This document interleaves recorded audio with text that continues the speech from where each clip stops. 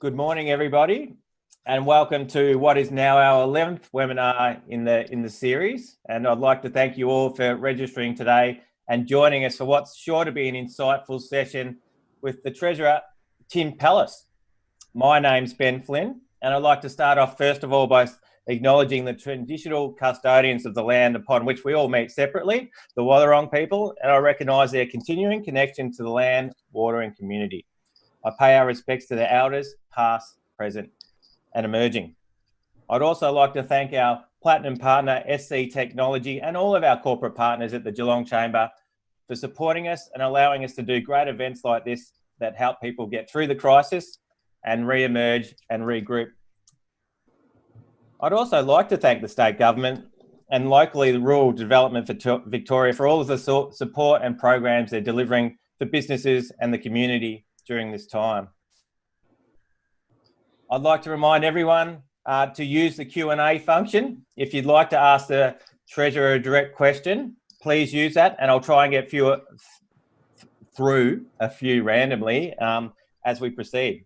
We've got 30 minutes today, like all of our webinars, so we'll try and keep it tight, and we'll get you back to work. So welcome, Treasurer of Victoria, Tim Pallas. Good to be with you, Ben, and thanks very much for the Chamber for inviting me to this opportunity. As you can see, I've dressed up for the occasion. Yeah, well, I think you do have a busy day today. You're sitting today, are you? No, Parliament is sitting next week. Oh, okay, got you. And so how does your day look working from home? Oh, it's quite interesting, and it's been a rapid learning curve for me, I've got to say. We spend a lot of time in Zoom meetings. Rarely do I leave the house unless there are necessary one-on-one meetings that are required, or media events, or of course when the Parliament sat. It sat last week and it'll be sitting again next week. Mm-hmm. Now, Treasurer, you're also a member for Werribee, our good friends up the road, and I need to ask the question, and it's timely given the kickoff of the AFL season. Are you a Cats or a dog supporter sitting on the fence there? I am absolutely a dog supporter. I'm sorry to, this is not the best way to warm to the crowd. I know that, but look, I'm a tragic Western Bulldog supporter who had one little ray of sunshine in 2016. I'm not a greedy man, but I'd like to win another flag this year. But wasn't it a bright ray of sunshine? It was, that was terrific. And how are our friends travelling in Werribee over the last few months, Tim? Look, if you looked at the impacts of this economic event, and putting aside, of course, the obvious health issues, what we are finding is the areas on the urban fringe are suffering substantially in terms of employment. We're also finding a substantial economic impact in the inner city as well, largely due to the high levels of casualisation and student bodies within those areas. So it's like the areas that have the greatest impact would be the inner city, the outer suburban areas, and of course, sporadically across regional Victoria's, particularly the non-provincial centres. Yep. And there's certainly been an extraordinary time. Before we get into more detail, I'd like to ask a simple question. What three words would you use to describe our experience in the crisis? Resilience, determination, and forethought. We've been thinking a lot about where we need to go, and there's this old saying that you should never waste a crisis.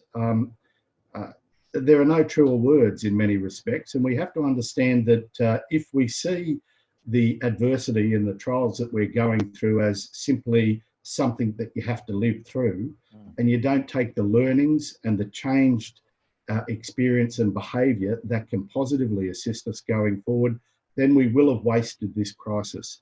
And we can't do that. The rest of the world will be going through comparable, and in many cases, much more substantial pandemic events. We as a community need to recognise that change doesn't come easy to us, but it's in many cases been inflicted upon us. And now that it has been, let's take the opportunity to cement in those positive behavioural changes that have occurred. and the government and our parliamentary system are big organisations themselves. On a practical day-to-day level, how have those operations been affected? Well, it's interesting. Of course, we took the decision very early in the pandemic event, once the social distancing rules were put in place, to stop the process of the development of the budget, which would ordinarily have occurred in May, and we've now moved it to the back half of the year, October, November, and as did every other jurisdiction, largely because it's very difficult to identify exactly how you would frame a budget when your revenue is reducing appreciably and the demand on state services is massively increasing. So we took the view to delay it, as did every other state in the Commonwealth. What we also found was that the Parliament therefore needed to have a job to do. We established the Public Accounts and Estimates Committee to conduct a hearing into how the government was managing the pandemic event, both from a public health point of view and in terms of dealing with the authority that we sought through the Parliament for supply bills to give us a half year of funding, and also to provide me with the capacity to make a Treasurer's advance in the order of $24.5 billion if that need arose. I'm pleased to say that we've been able to keep those drawdowns through Treasurer's advance to a considerably lesser sum than that at the moment. We're going to have to continue to monitor the situation. But the real challenge, I think, going forward is that the Parliament is now resuming its regular sittings. We will produce a budget, and we will also give Victorians a very clear appreciation of how we've conducted ourselves and how we've spent funds during this difficult period. Excellent, well done. And you are chair of the National Treasurers Committee. Now they would be a rowdy bunch. How has that been over the last couple of months? Look, I'm really proud of what we describe as the Board of Treasurers. That is simply the states and territories meeting together. About 3 years ago, the New South Wales Treasurer and I, Dominic Perrottet, agreed that the states needed to stop sitting around a room complaining about the injustices or our irritations with the federal government, and we needed to take responsibility for the things that we managed. We needed to share our learnings, and we needed to work more cooperatively with each other rather than simply spend a lot of time complaining about the Commonwealth. And we've been able to drive a lot of reform through this process, and I've got great expectations that there is much more to come, largely because as a body, politics is largely irrelevant if you're in the business of effective administration within your state. Of course, we may compete with states to do better, to attract more investment, but by and large, our aims and aspirations for our populations are much the same. It's about making sure that we deliver quality services in an efficient way so that the taxpayer gets value and the community can have confidence that we're working in their interests. Very good. Now, bringing it back to Victoria a little bit, do you mind recapping what the Victorian government has provided to businesses during this crisis in terms of stimulus and relief? Sure. If I look economy-wide, we've put $2.7 billion into the building works package for shovel-ready projects right across the state, $1.7 billion of an economic survival and jobs package, which includes payroll tax relief for businesses with payrolls less than $3 million, a $500 million business support fund, and the $500 million Working for Victorian fund, which looks after displaced workers. Some $491 million in tax relief to exempt JobKeeper payments from payroll tax and work cover premiums. And we've also put a freeze on a host of fees and charges. $500 million been put aside for commercial and residential tenancies packages, which provides for rent relief, a moratorium on evictions. It freezes rent increases for eligible tenants and land tax relief for landlords who provide rent relief during the pandemic event. If we look more specifically about at Geelong and the Surf Coast, we've seen about 490 businesses receive full payroll tax refunds for the 19-20 financial year. That's about $8.5 million. A further, well, almost 2,000 businesses have received $10,000 grants as part of the Business Support Fund. In Geelong, the Building Works Blitz includes around $40 million worth of projects, $10.5 million for security and safety upgrades at Cardinia Park, the never-ending project, as I call it, $9.6 million to revitalise Port Arlington Pier, $8 million for the Bellarine Secondary College, $5 million to upgrade and modernise Newcombe Secondary School, $2.5 million thereabouts to upgrade water and sewerage site services at Belbray Primary School. So on top of that, the first homeowner grants have been extended. That $20,000 payment, that's been extended until the middle of next year. We've already seen almost 1,800 grants distributed for Greater Geelong, worth about $36 million. Regional payroll tax, currently half the metro rate. We're cutting it further to a quarter of the metro rate in 22-23. And the financial year, we've estimated that businesses in Geelong will save about $31 million.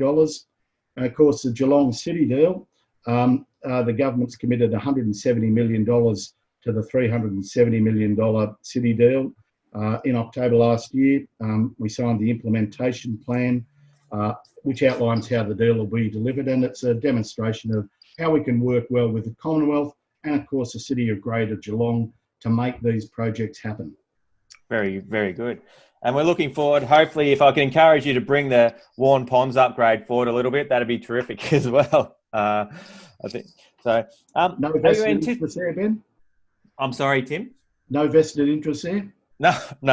That's just for the community and everyone as a whole. So are you anticipating any further announcements over the coming months?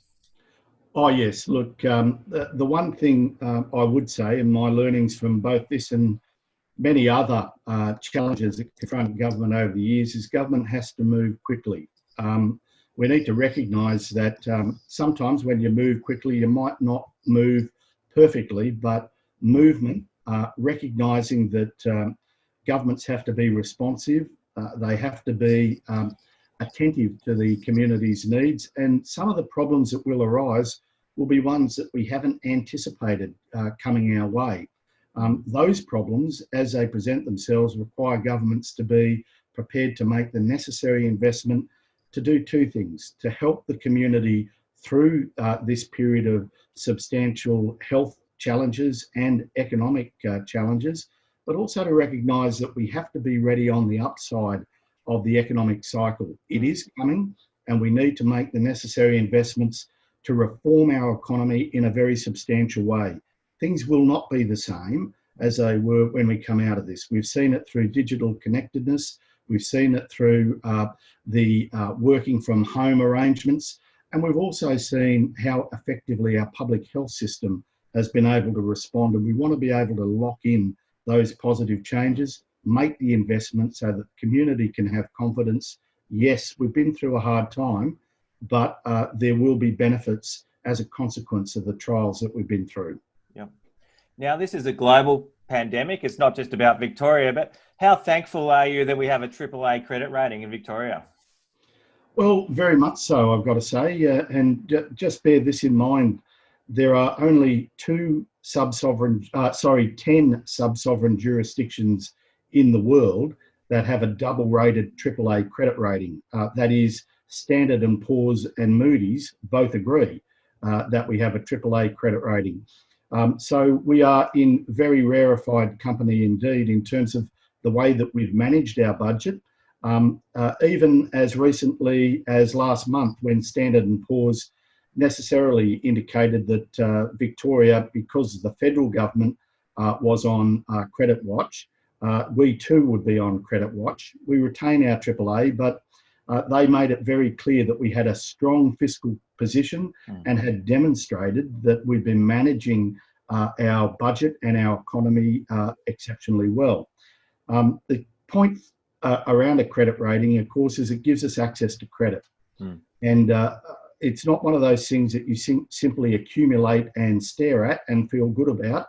It's about putting it to work to make sure that Victorians can have the confidence that, having run a strong budget, we are now in a strong position to be able to utilise our credit worthiness to be able to make the investments, to deliver the projects and the policy initiatives that will help us see through this event and come out the other side stronger. So we are in a very strong position, and we're very lucky for what I think has been a considerable and long-term commitment from the state of Victoria through various governments to put us in this position. We would have been in a much more difficult position had we not had this level of credit worthiness and capacity to invest and build, and that's exactly what we're going to do. Fantastic, fantastic. Now, how are you expecting the recovery to look? Everyone's got an opinion on this one. There's bounces and there's longer term returns to normality. How, as the Treasurer, how would you be looking at things? Well, as the Treasurer, I've got to tell you, I'll let you in on a little secret. I am a pessimist by nature, and I think that means that I'm all too often pleasantly surprised about the outcomes. My assessment of where we're likely to be is that this will be a challenging time for Victorians, and we shouldn't try to sugarcoat it and spin it as being anything other than that. Unemployment rate's likely to peak as high as 11%. We're going to see some 270,000 Victorians lose their jobs over the next 6 months. And over the same period, the size of the Victorian economy is expected to decline by 14%. So returning growth in the economy is certainly not a challenge for the faint-hearted, but it's one that we're up for the fight, and we're going to fight for every single Victorian job, every single Victorian business. There has been a lot of talk about a snapback, that is that we'll have a V-shaped recovery. I'm less attracted to or believe in that as an outcome. I think we'll have a sharp decline, and that's consistent with the history of these sort of economic events. But it tends to take longer for the economy to repair itself than most people expect. So it'll be more in the form of a tick than a V-shaped recovery. We'll have a longer tail of recovery. In terms of the event and the impact on debt, this will take a decade or more for us to repair that damage. But in terms of the economy itself, I hope to see that our economy will be back to where it was expected to be in the current budgeted year, probably in about 2 to 3 years' time. So it will mean that we've lost 2 to 3 years worth of economic growth as a consequence of this event. And do you see differences between regional Victoria and Metro, and then Victoria versus the other states? Well, certainly I think Victoria, if you just looked at the nature of our economy, we do have a lot more challenges. Think about it, tourism, international students, the fact that we have a major events industry that has served us well, social distancing, the closure of our international borders and the restrictions on interstate travel have been, might I say, restrictions that other jurisdictions have put in place, not the state of Victoria, not New South Wales and not the ACT, but every other jurisdiction. These sort of changes will have an impact upon the state. Certainly, I think that we've seen a number of areas and jurisdictions encounter a differing presentations of the virus, but I think Australia can feel very, very confident that we've done exceptionally well. And certainly we're a standout performer with New Zealand in terms of how we've managed this event. And I think it's a testament to the body politic that we've been able to put that stuff aside and get on with the needs of the community and basically work in a cooperative way across jurisdictions. Now, our modelling statewide, of course, tells us the outcome around the state generally. Geelong stimulus package, which I'm happy to discuss shortly, is significant. As we know, economies around the world have been badly damaged by coronavirus. Jobs have been lost, businesses have been closed, and there's more pain to come. So recovering from this once-in-a-generation health and economic event is going to take, I think, an unprecedented level of effort and time. Our unemployment rate, as I say, is going to peak. We're going to see constrained economic activity. Our modelling shows that property prices will probably drop by about 9%. As a government, our revenue will also drop as a result of reduced GST collections, weaker property market, weaker payroll tax receipts. So rebooting the economy is going to require focus, effort, and consistency of investment. As I say, the Geelong stimulus package that I've taken you through already, those businesses that are receiving support, whether it be through payroll tax refunds, whether it be through the $10,000 business grants, we are seeing that we think that regional Victoria will be in a stronger capacity to return to economic normalcy, or what will pass for economic normalcy until we actually open our international borders up, probably sooner than most of Australia's jurisdictions and areas. I think the future holds great opportunity. I don't want to sugarcoat it. We do have some difficult times ahead, but the state making infrastructure investments and helping businesses through where we can, I think, will be a key to that recovery. Very good. Now, I'd like to get to some questions from the audience in a second, but it is the question on everyone's lips, the restrictions easing and how that's looking. I know you're working through it and it's current, but just outline beyond July how you see some of the restrictions easing across the board. Well, I think the one thing I would say is that we do need to be careful and not to get too far ahead of ourselves. We've been very, very successful so far. So, look, really, unfortunately, I don't have any special insights into how the pandemic will play out. Wish I did, to be honest, because, everybody just wants this event to be behind us. Can I ask a specific question, if you don't mind? Yeah, sure. Just around that, and I know I accept your position. Is it about waiting for a vaccine, or are we more confident to be able to lift restrictions without that vaccine coming through? Well, I think we're getting increasingly confident that there can be restrictions. The restrictions on physical distancing can be progressively removed. But we've got to have confidence that we've got the virus well and truly under control. And at the moment, you've seen some jurisdictions like New Zealand eradicate the virus. You've seen some of our state jurisdictions do exceptionally well.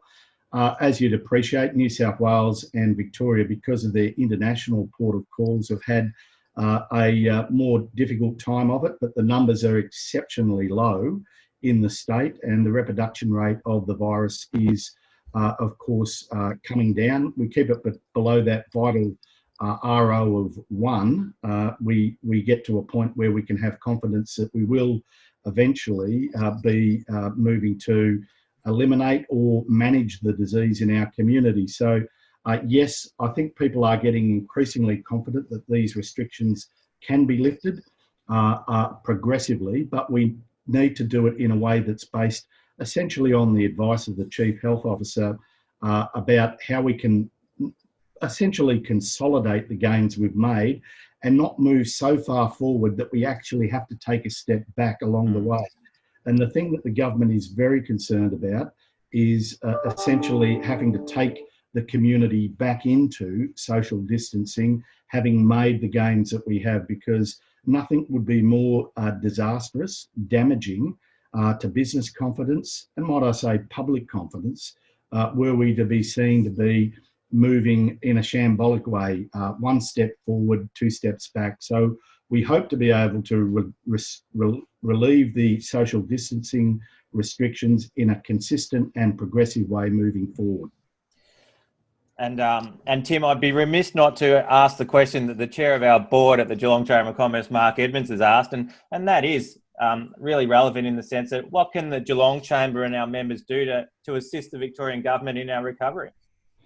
Well, I think there's a lot more to be done. Firstly, I think making sure that businesses appreciate the range of support that governments are putting in place, and that's all tiers of government. I've got to recognise that the federal government has played a very substantial role, and quite frankly, the nature of this economic event would be much deeper had the Commonwealth not put in place the JobKeeper, Job Seeker program. I'd argue that it probably should stick around a bit longer so that the nature of the economic event isn't isn't unnecessarily prolonged. But for all that, a very substantial investment from the Commonwealth. Similarly, the state has already made some pretty substantial investments around economic assistance during the crisis period of the economic event.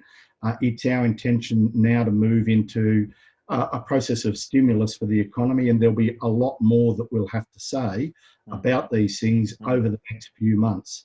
And hopefully that'll give us the opportunity to share with you Geelong, regional Victoria, and Victoria more generally is open for business, and we're doing exceptionally well by any standards, and certainly by international standards.